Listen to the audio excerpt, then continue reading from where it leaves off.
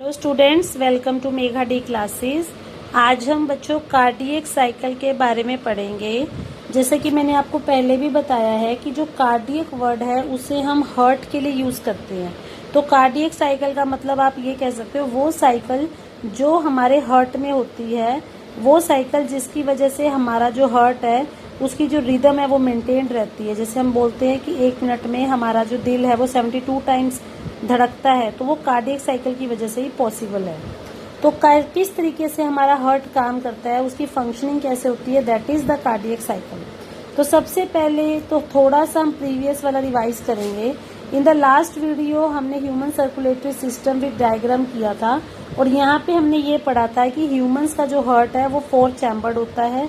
उसमें 2 आर्टरीज होती है एंड 2 एट्रिया होते हैं एंड 2 वेंट्रिकल्स होते हैं। एट्रिया जिसको आप ऑरिक्यूल्स भी कह सकते हो, लेफ्ट एंड राइट।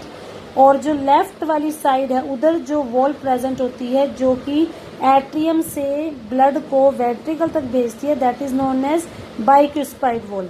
और इसी तरीके से जो राइट साइड की तरफ वॉल्व प्रेजेंट होती है जिसके थ्रू ब्लड राइट एट्रियम से राइट वेंट्रिकल में जाता है, that is known as the tricuspid valve. तो उसी चीज को हम थोड़ा सा आज दोबारा डेप्थ में करेंगे। तो सबसे पहले क्या होता है, जो हमारे हार्ट के चारों चैम्बर्स हैं, मतलब कि दोनों ऑरिकल्स और दोनों वेंट्रिकल्स, वो चारों चैम्बर्स रिलैक्स स्टेट में होते हैं। रिलैक्स स्टेट का मतलब कि बिल्कुल फैले हुए होते हैं, उनमें किसी तरह का कोई खिंचाव नहीं होता। तो जब आप ये कह सकते हो बायोलॉजी की भाषा में, अगर कोई चीज रिलैक्स है मतलब उस पर किसी तरह से कोई कॉन्ट्रैक्शन नहीं हो रही, कोई खिंचाव नहीं हो रहा, तो उसे हम डायस्टोल बोलते हैं। और अगर किसी चीज में कोई खिंचाव हो रहा है तो उसे हम सिस्टोल बोलते हैं, जिसके बारे में हम आगे पढ़ेंगे। तो सबसे पहले क्या होता है, जो हमारे हार्ट के चारों चैम्बर्स हैं, दोनों ऑरिकल्स और दोनों वेंट्रिकल्स, वो रिलैक्स स्टेट में है, यानी कि ज्वाइंट डायस्टोल हम उसको बोल देते हैं।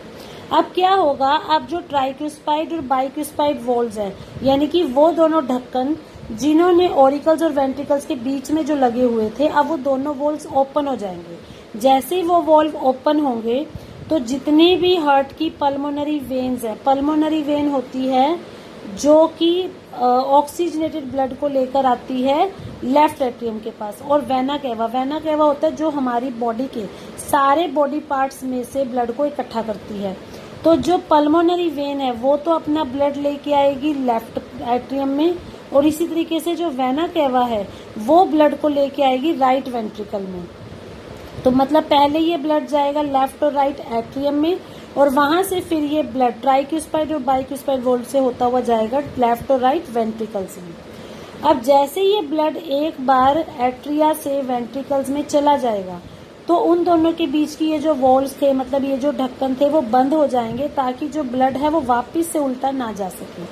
अब जो SCN है, यानी कि जो साइनो एट्रियल नोड है, जो हमने लास्ट टाइम भी पढ़ा था, जिसको हम पेस मेकर भी बोलते हैं, वो क्या करेगा, वो एक एक्शन पोटेंशियल मतलब एक करंट जनरेट कर देगा।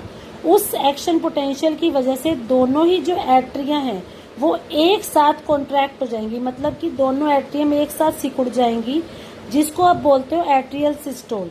जैसे ही दोनों एट्रिया एकदम से कॉन्ट्रैक्ट हो जाएंगी, सिकुड़ जाएंगी, तो क्या होगा, सारा का सारा ब्लड जो है वो वेंट्रिकल्स में चला जाएगा। मतलब 30% के करीब जो ब्लड का फ्लो है वो एट्रिया से वेंट्रिकल्स की तरफ हो जाएगा।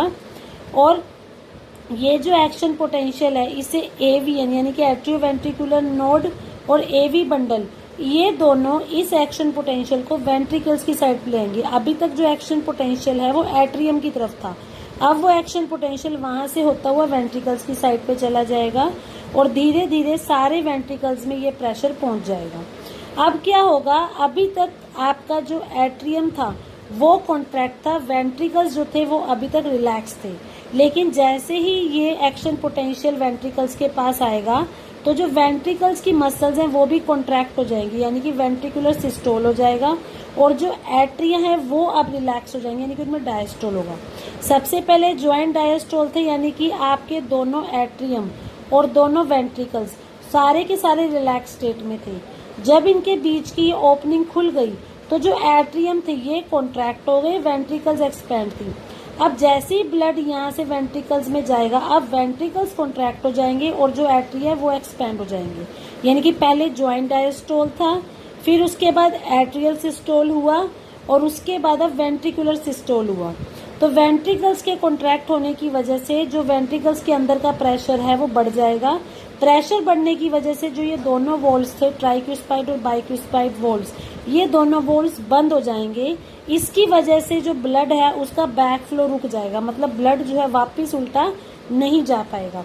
तो जैसे ही वेंट्रिकल्स का प्रेशर बढ़ जाएगा तो जो सेमील्यूनर वॉल्स थी, जो पल्मोनरी आर्टरी और अओर्टा के ऊपर जो ढक्कन थे वो भी ओपन हो जाएंगे। उसकी वजह से जो ब्लड अभी तक वेंट्रिकल्स में प्रेजेंट था वो इन वेसल्स के थ्रू होते हुए आगे सर्कुलेटरी पाथवे में चला जाएगा। मतलब कि जो राइट वेंट्रिकल थी वहां से वो ब्लड चला जाएगा पल्मोनरी आर्टरी में, और जो दूसरी थी आपकी वहां से ब्लड चला जाएगा अओर्टा में।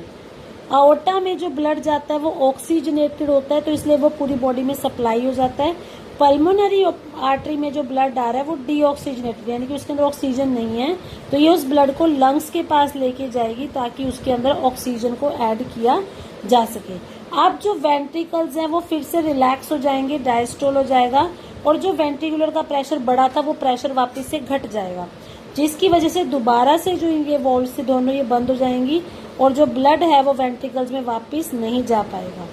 तो अब क्या होगा, जैसे ही वेंट्रिकल का प्रेशर कम हुआ तो जो ये ट्राइक्यूस्पाइड और बाइक्यूस्पाइड वॉल्व्स थी ये दोनों फिर से ओपन हो जाएंगी, जिसकी वजह से दोबारा से जो ब्लड है वो आपको उसमें आ जाएगा एट्रियम में।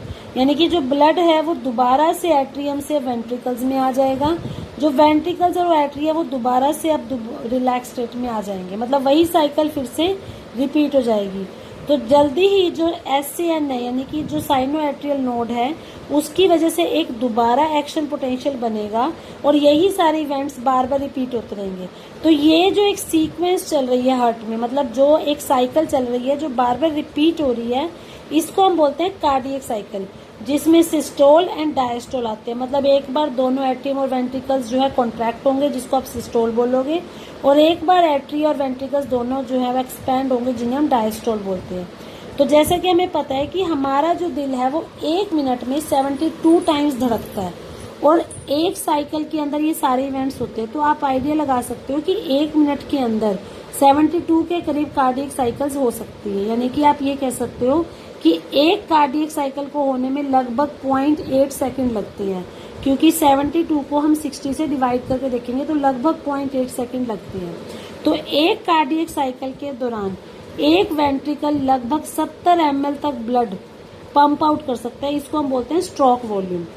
अब अगर मान लो कोई व्यक्ति 1 मिनट के अंदर 72 बार सांस ले रहा है, 72 बार उसका दिल धड़क रहा है, तो 72 × 70 आप करो तो लगभग आप ये कह सकते हो कि 5 लीटर तक ब्लड 1 मिनट में हमारे हार्ट में से सर्कुलेट होता है।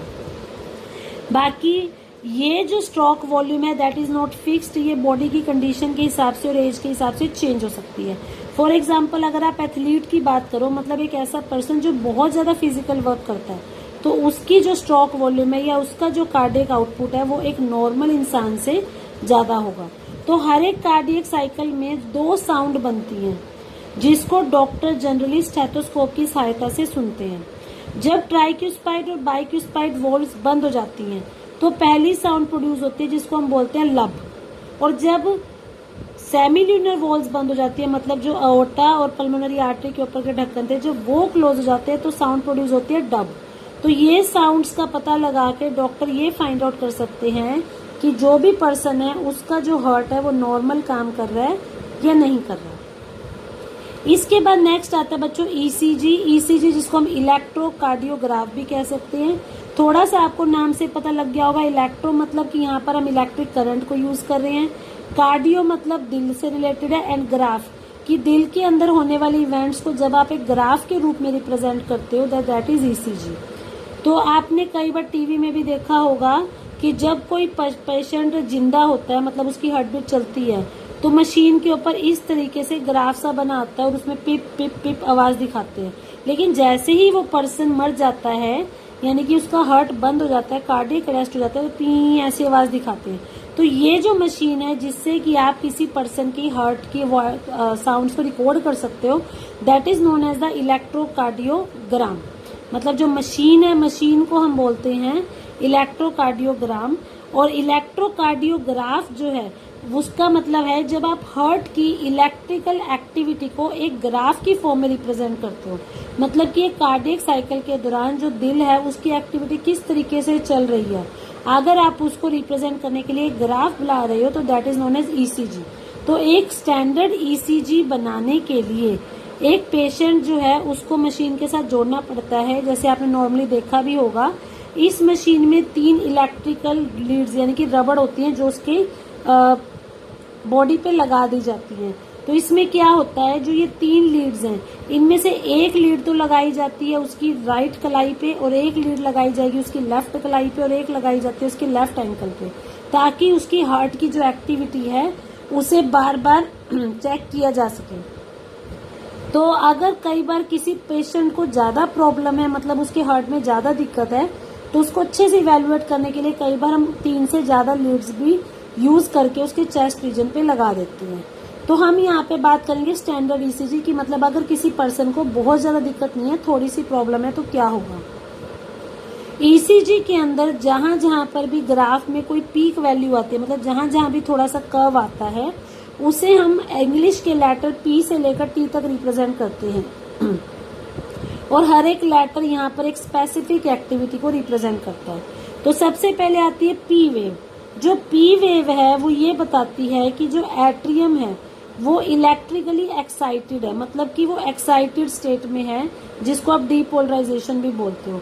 तो जब एट्रियम एक्साइटेड स्टेट पे होता है तो दोनों एट्रिया लेफ्ट और राइट कॉन्ट्रैक्ट हो जाते हैं, और जो ये बीच में बनता है QRS, इनका हमेशा एक कॉम्प्लेक्स बनता है, ये रिप्रेजेंट करता है डीपोलराइजेशन ऑफ द वेंट्रिकल्स, यानी कि यहाँ पर हम ये मान के चलते हैं कि वेंट्रिकल्स कॉन्ट्रैक्ट है। अगर एट्रियम कॉन्ट्रैक्ट होंगे तो उसको आप डीपोलराइजेशन ऑफ एट्रिया बोलोगे, अगर वेंट्रिकल्स कॉन्ट्रैक्ट होंगे तो उसको हम डीपोलराइजेशन ऑफ वेंट्रिकल्स बोलेंगे। The contraction start slowly after Q and marks the beginning of the systole, मतलब क्यू के बाद धीरे धीरे कॉन्ट्रैक्शन होनी शुरू हो जाती है, वेंट्रिकल्स जो है सिकुड़ना शुरू हो जाते हैं, यानी कि सिस्टोल फेज शुरू हो जाता है। और जो लास्ट में टी फेज आता है वो ये बताता है कि जो वेंट्रिकल्स हैं वो वापस अपनी नॉर्मल स्टेट में चले गए हैं, मतलब जो अभी कॉन्ट्रैक्ट हो गए थे वो वापस से रिलैक्स हो गए हैं। तो यानी कि जैसे ये टी वेव खत्म होता है तो आप ये कह सकते हो कि जो सिस्टोल कॉन्ट्रैक्शन फेज था वो खत्म हो गया और रिलैक्सेशन फेज आ गया है। तो अगर हम ये काउंट कर लें कि किसी पर्सन के ईसीजी में कितने QRS कॉम्प्लेक्स बन रहे हैं, मतलब कि ये चीज कितनी बन रही है, ये कर्व्स कितने आ रहे हैं, तो इनको काउंट करके हम ये पता लगा सकते हैं कि उस पर्सन की हार्ट बीट क्या है। अगर उसकी हार्ट बीट 72 से 75 आ रही है तो इट मीन्स वो नॉर्मल फंक्शन कर रहा है, लेकिन अगर वो कम या ज्यादा है तो आप उसको फाइंड आउट कर सकते हो। अब क्योंकि अलग अलग इंडिविजुअल के जो ये ईसीजी हैं इनकी जो शेप है वो लगभग सेम रहती है, तो अगर किसी पर्सन की ईसीजी की शेप इस तरीके से नहीं आती, इससे डिफरेंट आती है, तो इसका मतलब ये है कि उसको कोई ना कोई बीमारी या कोई ना कोई एबनॉर्मलिटी हो सकती है। तो मतलब क्लिनिकली आप इस ग्राफ को देखकर ये फाइंड आउट कर सकते हो कि किसी पर्सन को कोई डिजीज है या नहीं है।